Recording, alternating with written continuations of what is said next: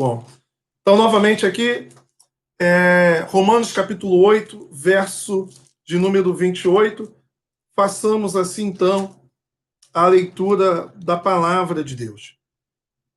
Sabemos que todas as coisas cooperam para o bem daqueles que amam a Deus, daqueles que são chamados segundo o seu propósito, porquanto aos que de antemão conheceu, também os predestinou para serem conformes à imagem do seu Filho, a fim de que ele seja o primogênito entre muitos irmãos. E aos que predestinou, a esses também chamou. E aos que chamou, a esses também justificou. E aos que justificou, a esses também glorificou. Que diremos, pois, à vista destas coisas? Se Deus é por nós, quem será contra nós? Aquele que não poupou o seu próprio filho, antes por todos nós o entregou, porventura não nos dará graciosamente com ele todas as coisas? Quem tentará acusação contra os eleitos de Deus? É Deus quem os justifica. Quem os condenará? É Cristo Jesus, quem morreu, ou antes, quem ressuscitou, o qual está à direita de Deus e também intercede por nós. Quem nos separará do amor de Cristo? Será tribulação, ou angústia, ou perseguição, ou fome, ou nudez, ou perigo, ou espada? Como está escrito, por amor de ti, somos entregues à morte o dia todo. Fomos considerados como ovelhas para matadouro. Em todas estas coisas, porém, somos mais que vencedores por meio daquele que nos amou. Porque eu estou bem certo de que nem a morte, nem a vida, nem os anjos, nem os principados, nem as coisas do presente, nem do porvir, nem os poderes, nem a altura, nem a profundidade, nem a qualquer outra criatura poderá separar-nos do amor de Deus que está em Cristo Jesus, nosso Senhor. Louvado seja o nosso Senhor e Salvador Jesus Cristo pela leitura da sua santa palavra. Meus irmãos, o contexto da passagem que nós acabamos aqui de ler, o contexto anterior, que foi o ensino da aula de semana passada, fala sobre a questão da linguagem simbólica que Paulo utiliza, em que ele vai falar sobre a nossa situação presente de tribulação, comparando com a questão da glória do mundo vindouro. Paulo, então, quando ele, por exemplo, no verso 18, ele diz: porque para mim tem certo que os sofrimentos do tempo presente não podem ser comparados com a glória a ser revelada em nós. Ele, então, está nos caminhando, nos direcionando para algo que Deus irá fazer no futuro, não apenas com os seus filhos, mas com toda a criação. Então, ele usa uma linguagem simbólica para falar acerca da redenção da criação. Então, lá no verso 22, ele vai dizer: porque sabemos que toda a criação, a um só tempo, toda a criação, a um só tempo, geme e suporta angústias até agora. Ele havia informado de que a terra ela foi ferida por Deus por conta do pecado do homem. Então, a terra ela está também debaixo de uma situação de queda, da mesma maneira que o homem. E aqui, então, Paulo coloca nessa linguagem simbólica, figurada, como se a natureza estivesse gemendo, estivesse gritando, clamando por uma redenção. Lá no verso, então, de 23 a 27, ele vai falar sobre a intercessão do Espírito em nós, que é o clamor, o gemido do Espírito Santo na sua igreja, na sua comunidade. Portanto, Paulo fala do gemido da natureza, da criação, e depois ele fala do gemido dos próprios filhos de Deus, da igreja, por meio da ação do Espírito Santo em nós. Ele usa uma expressão que é ardente expectativa, que está no verso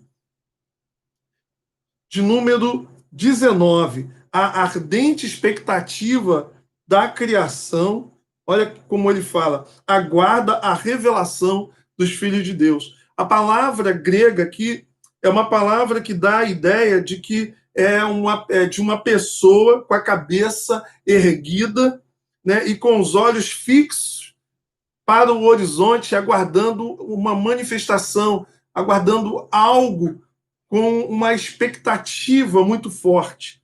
Ele usa essa linguagem de que a natureza está aguardando algo de uma maneira muito intensa. Então, se por um lado Paulo fala que a criação geme, esse gemido não é um gemido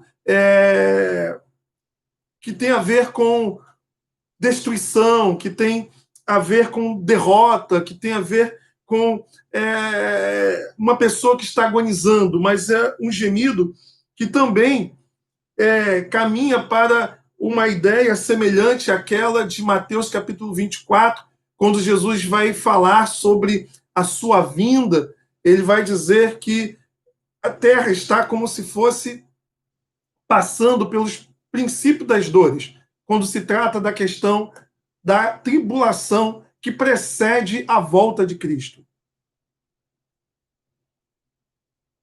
Portanto, esse gemido é um clamor como uma mulher que entra no trabalho de parto, que sente dores, e à medida que vamos nos aproximando do momento em que a criança vai nascer, as contrações elas acontecem em maior curto espaço de tempo e de forma mais intensa. Então a terra ela está como, né, se estivesse gemendo, aguardando algo acontecer. E o que é isso que a terra, Paulo apresenta como estando em expectativa para a manifestação de algo importante? É exatamente a redenção dos filhos de Deus, a redenção da igreja. Porque toda a terra passará por uma transformação, por uma redenção. Porém, essa redenção, ela começa exatamente em nós, na igreja do Senhor, para que assim então a criação também sofra a redenção e haja a consumação de todas as coisas.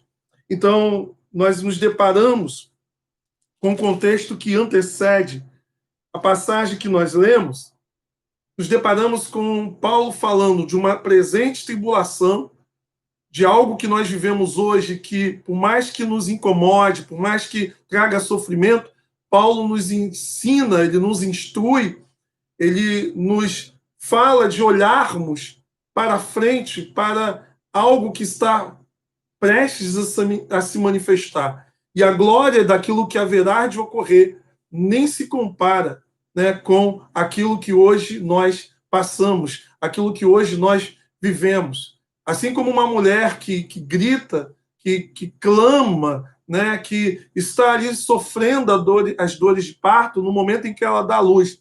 A alegria de ter dado a luz é maior do que a dor do sofrimento do parto. E aí, Hernandes Dias Lopes ele resume isso da seguinte maneira. Ele muda a fala do gemido da velha criação para a nova criação, do gemido da natureza para o gemido da igreja. É onde nós vemos os versos 26 e 27, ele falando sobre o Espírito Santo que em nós nos auxilia, geme com gemidos inexprimíveis, nos conduzindo numa oração conforme a vontade de Deus. Ele nos revela que somos fortes, esse verso 26 e 27, nós somos fortes não por causa que somos fortes em nós mesmos, né? Ele não fala da nossa força para suportar a presente tribulação como se tivéssemos o poder em nós. Não se trata aqui de uma autoajuda, de um pensamento positivo para fazer com que a gente tenha vitórias nas lutas que nós passamos, mas sim de uma ajuda que vem do alto. Porque em nós mesmos nós não temos força para suportar as questões que surgem, as lutas que nos são colocadas, as batalhas que nós devemos travar. Porém, nós somos assistidos em nossa fraqueza.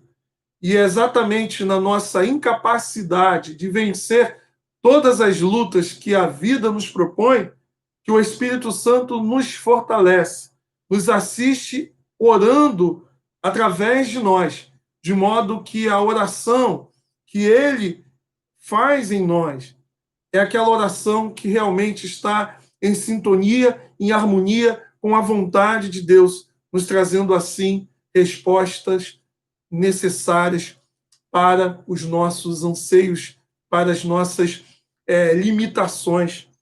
Então, nós não vencemos por causa da autoajuda, do pensamento positivo, mas por causa da ajuda que vem do alto. Não temos força em nós mesmos, mas somos assistidos em nossa fraqueza, na nossa incapacidade de vencer pela nossa força, pelo nosso braço. O Espírito Santo vem em nosso socorro e nos dá a vitória. Nesse sentido, vamos então para o verso de 28, que é o verso que nós começamos a leitura de hoje, quando o apóstolo vai dizer que todas as coisas cooperam para o bem daqueles que amam a Deus, daqueles que são chamados segundo o seu propósito. Então, essa é uma certeza que somente os que de fato amam a Deus podem desfrutar. Deus tem controle absoluto de tudo. E nós precisamos compreender que muitas coisas que ocorrem na nossa vida, nós não entendemos por causa dos limites da nossa capacidade de compreender mistérios profundos da vida. Nós não temos acesso a todas as informações. Portanto, o que nós precisamos fazer é confiar em duas coisas: que Deus é soberano e que Ele é bom. Deus é soberano, Ele tem o controle de tudo. Não há nada que acontece que não está debaixo do controle de Deus. Nem mesmo um fio de cabelo que cai, uma folha que cai. Nada acontece sem que seja pela autorização do Criador.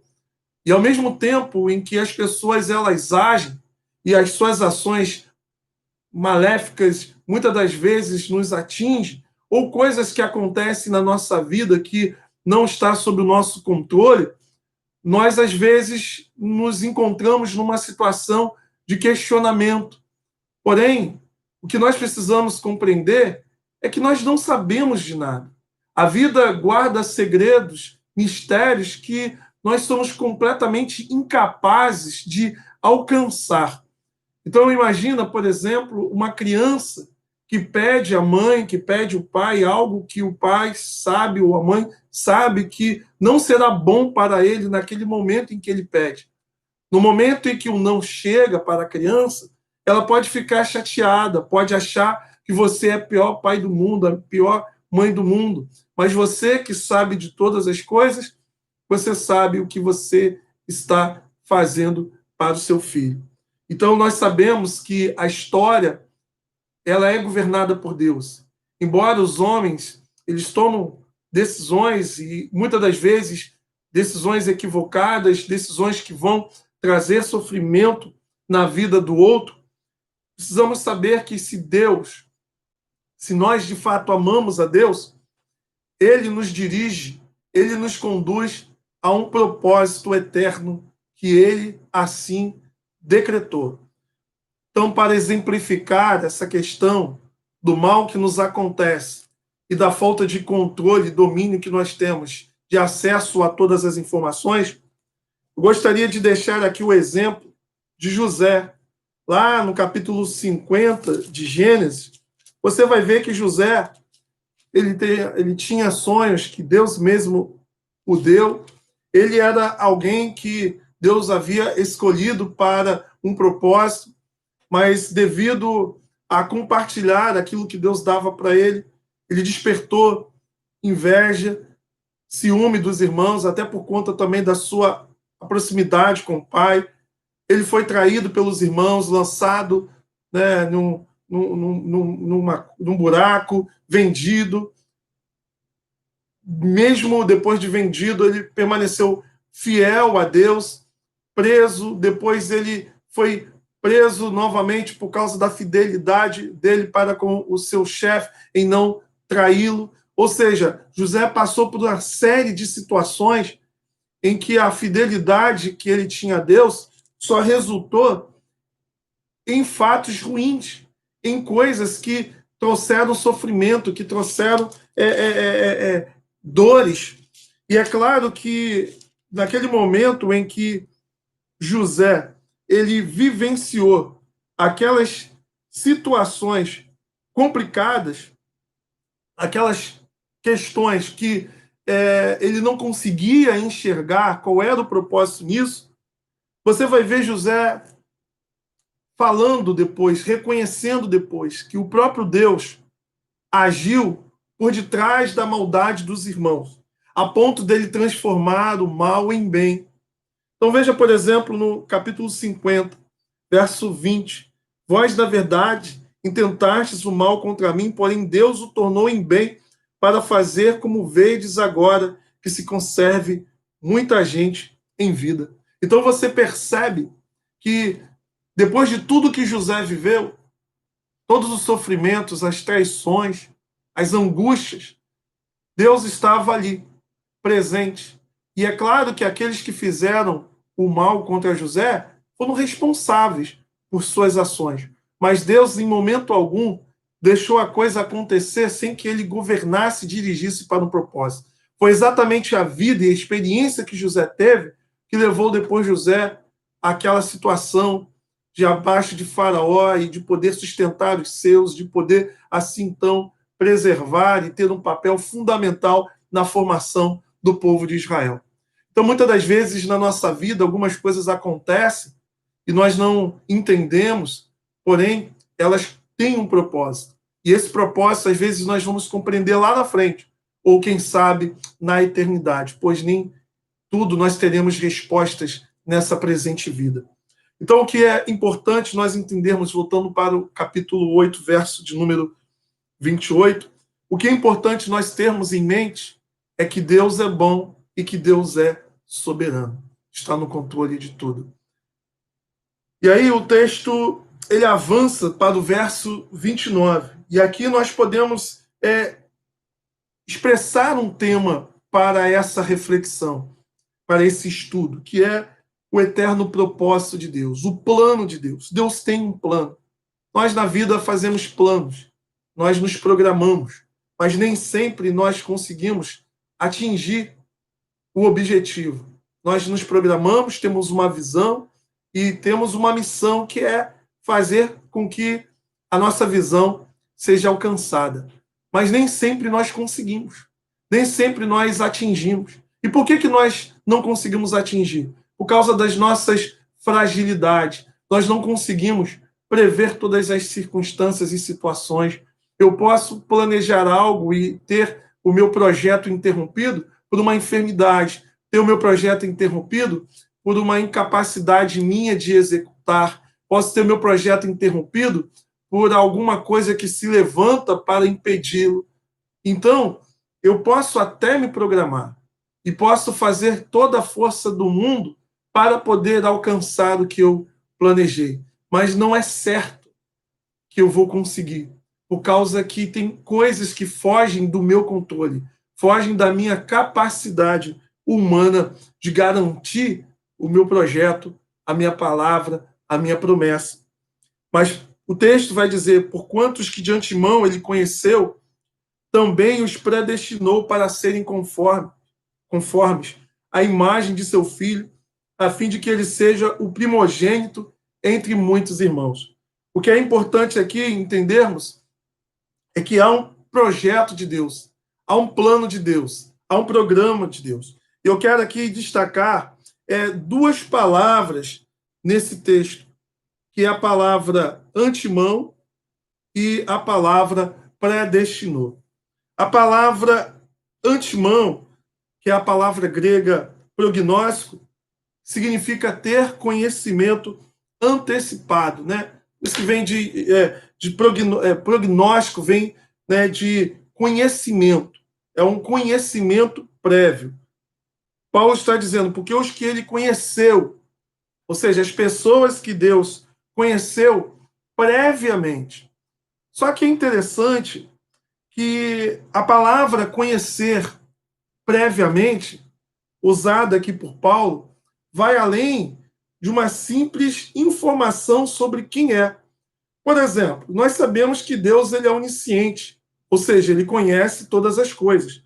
Não faria nenhum sentido esse texto ser usado apenas no sentido de conhecimento prévio, quando ele diz porque aos que de antemão, ou seja, existem pessoas que ele conheceu previamente.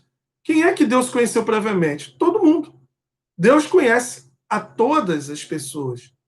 Deus conhece todos os indivíduos. Os que já nasceram e morreram, os que vão nascer, os que estão nascendo. Porém, o que o texto está querendo nos chamar a atenção é para um conhecimento especial. A palavra conhecer, e aí o texto original, ele é escrito em grego, Paulo escreveu aqui em grego, porém, a palavra conhecer, no sentido semítico, né, ou seja, judaico, tem um sentido muito mais do que saber quem é, do que ter informação. Tem a ver com relacionamento, tem a ver com conhecer no sentido de intimidade. É um texto usado, por exemplo, na Bíblia, lá em Mateus, capítulo 1, no último verso, falando de José e Maria, que José não conheceu Maria até o nascimento de Jesus. Ou seja, ele não teve intimidade, ele não sabia quem era Maria. Claro, ele conhecia Maria no sentido de informação. Porém, ele não tinha uma vida de casal com Maria. Cristo assim então nascesse segundo a informação de Mateus. Então, nesse sentido, o texto está nos dizendo os que de antemão o Senhor conheceu, ou seja, ele teve um amor especial, ele não apenas soube da sua existência, mas ele te amou antes mesmo de você nascer, ele amou de uma forma a querer fazer algo por você, e a gente vai ver o que é nesse aspecto. Os que de antemão ele conheceu, ele também predeterminou, que é a segunda palavra que eu quero chamar a atenção. Ele predestinou. A palavra predestinar é uma palavra grega que é prorizo, que quer dizer decidir de antemão, pré-ordenar. Então, por exemplo, quando você fala o ônibus tal, ele tem destino ao centro da cidade do Rio. Ou seja, ele vai para o centro da cidade do Rio. A única questão é que não se pode ter garantia que ele vai chegar lá. Agora, no que diz respeito a Deus, Deus é soberano, ele é absoluto. Então, ele não apenas amou no sentido de ter uma intimidade, conheceu antes mesmo da pessoa nascer, existir, como ele deu um destino a essa pessoa. Ele deu um futuro a essa pessoa. Então, o texto ele vai nos dizer, dos que de antemão ele conheceu, ele pré-ordenou, ele destinou. Para quê? Para ser conforme a imagem do seu filho.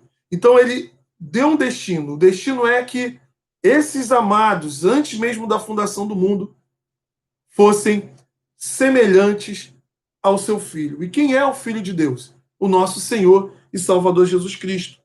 E aí ele vai dizer, a fim de que ele, ou seja, o filho, seja o primogênito entre muitos irmãos.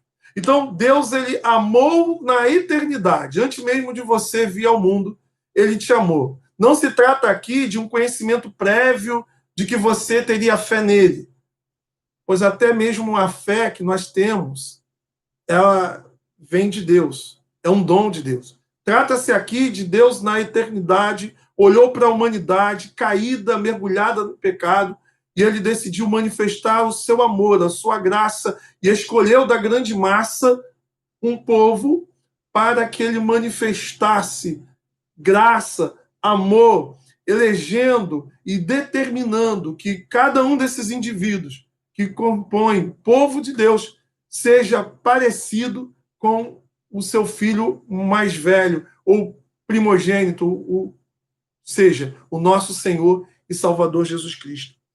Para quê? Para que ele, Jesus, seja o primeiro de muitos irmãos. Portanto, aqui nós nos deparamos com três questões interessantes.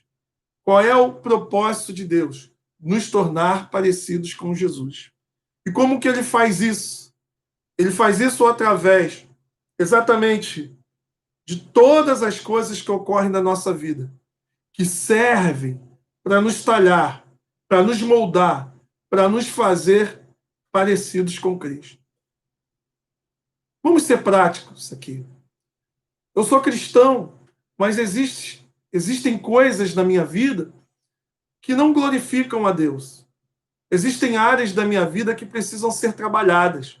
E muitas das vezes os problemas vêm para que elas exatamente me forcem a trabalhar situações que eu preciso desenvolver. Por exemplo, às vezes eu sou uma pessoa impaciente, Deus me coloca numa situação para que ela seja exercida. Às vezes eu sou um cristão verdadeiro, mas eu sou uma pessoa egoísta, uma pessoa que não se que tem dificuldade, né, de pedir ajuda, uma pessoa independente demais, né? E aí Deus permite que você viva uma situação em que você dependa de alguém para que seja isso trabalhado em você. Às vezes você é uma pessoa que tem um pavio curto, briga demais, tudo você quer resolver as coisas no braço, e Deus coloca você numa situação em que você não vai poder resolver as coisas na força do braço. E aí você vai precisar desenvolver habilidades, dons, fruto que Deus colocou em você, mas que não vai acontecer como uma varinha mágica. A fé que está em você precisa ser trabalhada. A paciência que está em você precisa ser trabalhada. A longanimidade que está em você precisa ser trabalhada. Então, existem questões da nossa vida que a própria vida vai ajudar a nos formar, a nos tornar parecidos com Cristo Jesus. Portanto, esse texto nos fala, nesse verso 29, de unidade, nos fala de quantidade e nos fala também de qualidade. Por exemplo, o que ele fala de unidade? Ele fala que é uma família. O que ele nos fala de quantidade? Uma família de muitos irmãos. E o que ele nos fala de qualidade? Fala de que cada um desses indivíduos devem ser parecidos com Jesus. Portanto, avançando aqui nesse texto, o verso 30 vai dizer: e aos que predestinou, a esses também chamou. E aos que chamou, a esses também justificou. E aos que justificou, a esses também glorificou. Então Deus, ele conheceu, antes mesmo de você nascer, te amou e determinou que você fosse parecido com o seu filho, e ele usa as circunstâncias da vida para que isso aconteça. E aí vai dizer, os que ele predestinou lá na eternidade, Deus predestinou, olha, você vai ser salvo. Aí o texto vai dizer que ele chamou. Esse chamado significa dizer que no tempo e na história, o Espírito Santo vai tocar no teu coração e você vai conhecer o Evangelho. Você vai se arrepender dos seus pecados e você vai entregar a sua vida para Cristo. Isso se dá na história. Algum momento, você vai ter o seu coração quebrantado. Algum momento, o Espírito Santo vai falar forte, ele vai te chamar, ele vai mover você em direção ao Evangelho. Esse chamado, ele acontece de duas maneiras. Por meio da pregação, é o chamado externo, quando você ouve a palavra de Deus, mas existe o chamado interno, que é aquela força, aquela coisa que acontece aqui dentro de nós, que nos impulsiona a querer viver uma vida nova. E aí o texto vai dizer que ele chama e ele justifica. Justificar tem a ver com aquilo que a gente já estudou. Ou seja, quando eu entrego a minha vida para Cristo, eu recebo o perdão dos meus pecados. Então tem a ver com aquilo que aconteceu no passado. Cristo morreu por mim e eu entrego a minha vida para ele. Eu confio nele como meu único e suficiente Salvador. Mas Paulo usa uma outra expressão. Ele glorifica. Glorificar significa dizer que ele fará com que sejamos redimidos plenamente. Porque hoje por conta da consequência do pecado, nós morremos. Fisicamente, o nosso corpo retorna ao pó. Mas há uma promessa de Deus que nós haveremos de ressuscitar. E qual é a garantia? A garantia é que o Espírito que está em nós é a primícia. E a garantia é também que isso aconteceu com Jesus. Se Cristo Jesus ressuscitou, nós também ressuscitaremos. Por isso, podemos dizer que nós fomos salvos na cruz, na justificação. Nós estamos sendo salvos nesse processo de buscar nos parecermos com Cristo. E nós seremos plenamente salvos. Quando Cristo voltar, nós seremos ressuscitados, ou aqueles que estiverem vivos serão transformados. Paulo usa a expressão glorificar, né? Ou seja, glorificou, no passado, como se fosse uma verdade para ele tão certa, que ele usa como se isso já fosse algo que já ocorreu. Portanto, nós vimos aqui na semana passada que nós somos libertos da culpa do pecado na justificação. Nós somos libertos do poder do pecado na santificação, que é essa luta de nos parecermos com Cristo. E seremos libertos da presença do pecado na glória eterna, quando estivermos com Cristo na eternidade. Verso 31, que diremos, pois, à vista dessas coisas? Se Deus é por nós, quem será contra nós? A ideia é, se Deus está ao nosso lado, quem é que vai poder nos deter? É isso que o texto está nos dizendo. Porque não se trata de você. Porque se Deus, se fosse a questão, quem será contra nós? Todo mundo. Mas Paulo está usando aqui, o inferno inteiro seria contra você. Porém, a questão é que Deus está ao seu lado. E se ele está ao seu lado, quem é maior do que Deus? Quem é maior do que aquele que está com você? Ninguém. E ele vai dizer no verso 32, aquele que nem mesmo poupou o seu próprio filho. Ou seja, por amor a você, ele entregou o seu próprio filho. Ele entregou o seu filho por todos nós. E aí ele vai dizer, porventura, não nos dará graciosamente com ele todas as coisas? É uma referência ao Espírito Santo que ele nos deu. Celebramos Pentecostes, né, que é a descida do Espírito Santo. Exatamente isso, essa presença do Espírito Santo em nós, que nos fortalece, que é a presença do outro Consolador nos ajudando nessa caminhada, que é marcada por lutas, por conflitos, por dificuldades, mas que podemos ter a certeza de que somos mais do que vencedores, porque é o próprio Deus que nos garante a vitória. Olha, verso 33, quem tentará acusação contra os eleitos de Deus? É Deus quem os justifica. Portanto, se eu estou em Cristo Jesus, nenhuma condenação há. Foi assim que Paulo abriu o capítulo 8, lá no verso 1. Agora, pois, já nenhuma condenação há para os que estão em Cristo Jesus. Portanto, meu irmão, o teu passado, o diabo não pode mais lançar sobre você.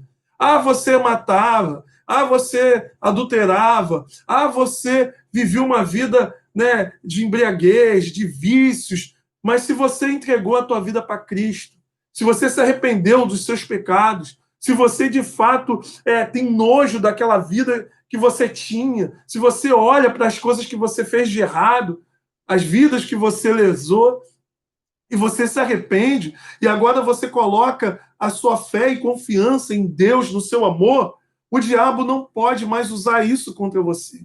E ainda que alguém se levante para acusá-lo de algo que você fez, você está debaixo do sangue de Cristo, você está lavado e redimido pelo sangue do Cordeiro, portanto, ninguém pode te acusar, as acusações não têm mais validade contra a sua vida.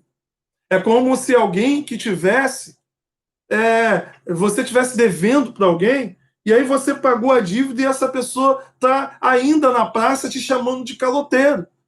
Está indo na sua casa, batendo na tua porta, te ameaçando de algo que ele não tem mais poder de ameaça, pois ele não tem mais como te condenar por algo que o próprio Cristo já pagou por você.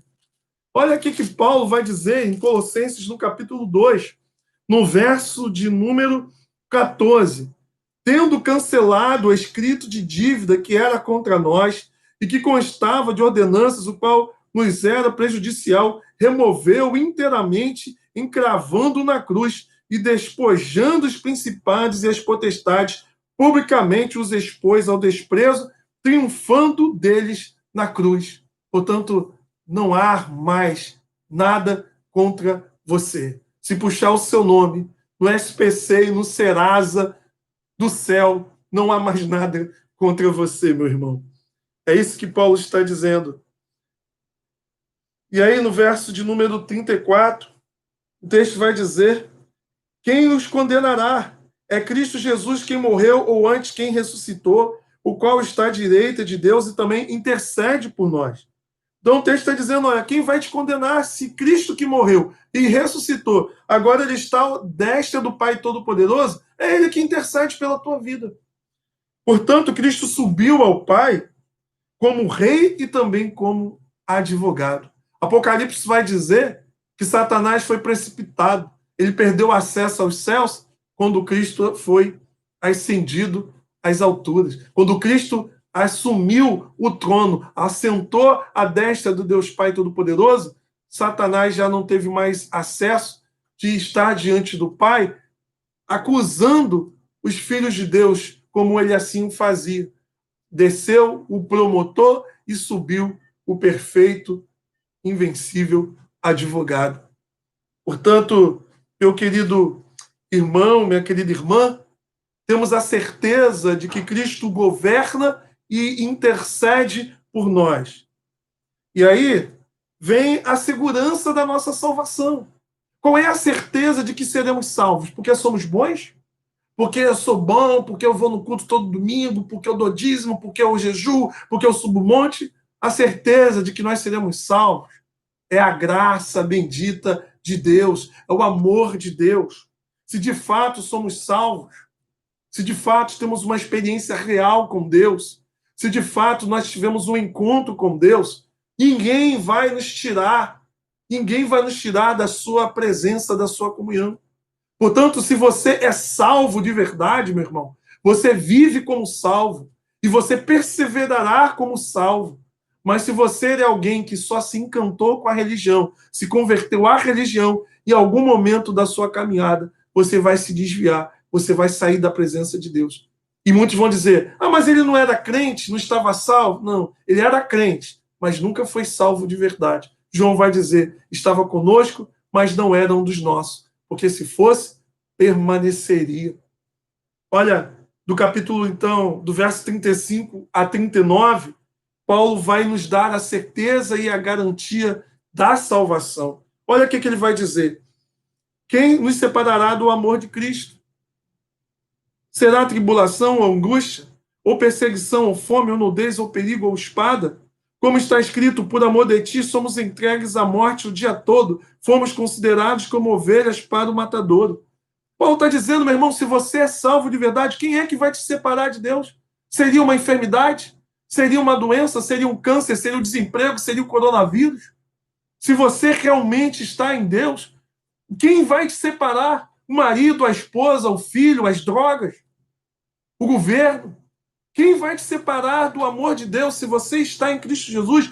Nada tem poder de te tirar da presença do Senhor. Não é porque você é bom, não é porque você é forte, mas é porque aquele que intercede por nós garante a nossa salvação. Verso 37. Em todas estas coisas, porém, somos mais do que vencedores, por meio daquele que nos amou. E quando nós falamos somos mais do que vencedores, nós não estamos dizendo aqui, irmão, que você vai passar no concurso, que você vai orar e tudo vai acontecer da forma que você orou, que você vai profetizar aquela menina bonita na tua vida e tu vai casar com ela. Não é isso. Muita gente distorce a palavra.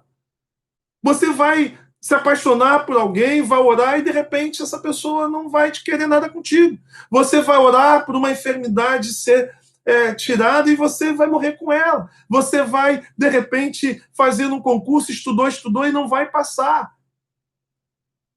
O que eu quero te dizer é que, a despeito de tudo, de qualquer coisa que te aconteça, você manterá a sua fé e você não será separado de Deus, porque não tem como alguém que de fato tem um relacionamento vivo com Deus seja abalado por qualquer coisa desta vida ou do futuro presente espiritual que haverá assim então de acontecer. É isso que ele está dizendo.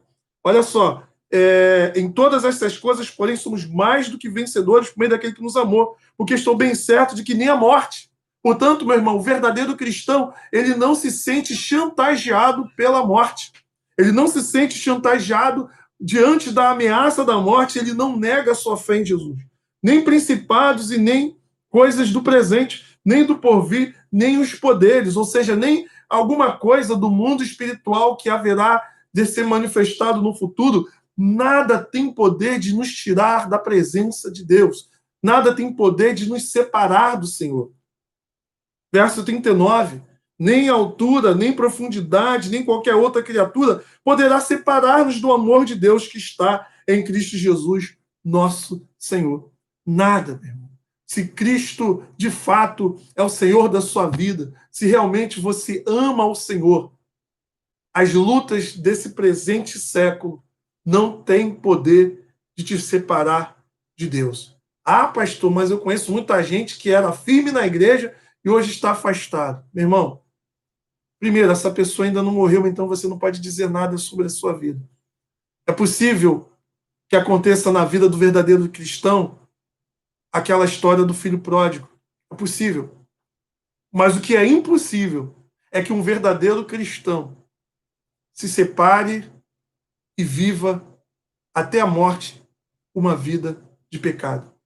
O apóstolo João vai dizer que aquele que é nascido de Deus não permanece na prática do pecado, pois nele reside a divina semente. Por isso não pode viver pecando. Se de fato uma pessoa é nascida de Deus, ela não vive na prática do pecado, pois aquele que está em Cristo é nova criação. Se ela vive, é porque não nasceu de novo. E se você está em Deus, as lutas dessa presente vida, desse presente século, não tem poder para te tirar das mãos do Senhor. E aí eu concluo te convidando a entender que essas palavras não são apenas do apóstolo Paulo, mas também de Jesus. No capítulo 6 de João, nós nos deparamos com uma promessa de Jesus. Eu encerro com essa promessa aqui.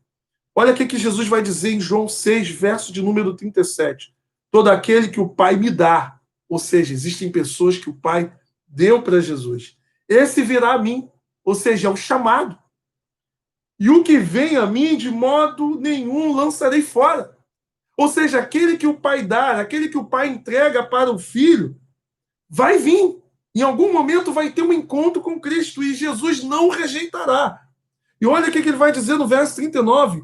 E a vontade de quem me enviou é esta, que nenhum eu perca de todos os que me deu. Pelo contrário, eu ressuscitarei no último dia. De fato, a vontade do meu Pai é que todo homem que vira o Filho e nele crê tenha a vida eterna, e eu ressuscitarei no último dia. Portanto, meu irmão, é o próprio Jesus que nos garante que aquele que está nele, ele ressuscitará no último dia. Portanto, essa é uma palavra de confiança, de conforto e segurança para nós que vivemos em dias maus, no tempo ruim. Teremos vitórias sobre enfermidades, teremos portas abertas, teremos milagres acontecendo em vários momentos da nossa vida, respostas de oração de maneira positiva. Porém, haverá momento em que nós não teremos nada disso. Teremos momentos em que a mesa estará farta, mas haverá momentos em que não teremos o que comer. Haverá momentos em que estaremos gozando de plena saúde e haverá paz na nossa casa, mas haverá momento em que notícias ruins chegarão uma atrás da outra. Mas eu quero te dizer uma coisa, meu irmão, se você está em Cristo, nem momento bom, nem momento ruim pode te tirar da presença dele. Portanto, ao pensarmos a nossa vida como uma grande jornada em rumo à salvação, no seu sentido pleno, na caminhada nós deveremos ter sempre a certeza e a convicção de que ocorrerá lutas, batalhas, para algumas pessoas, batalhas maiores do que para outras, mas todas têm batalhas. Mas uma coisa é certa: conflitos terríveis, batalhas, não poderão tirar de nós a certeza da vitória. Nós lutamos certos de que a vitória é nossa, e não é por causa da minha força, não é por causa da minha inteligência, mas é por causa do sangue de Jesus. Que Deus, meu irmão, minha irmã, te abençoe com essa palavra poderosa do apóstolo Paulo aos nossos corações. Num tempo como esse difícil, temos a certeza de que somos mais do que vencedores.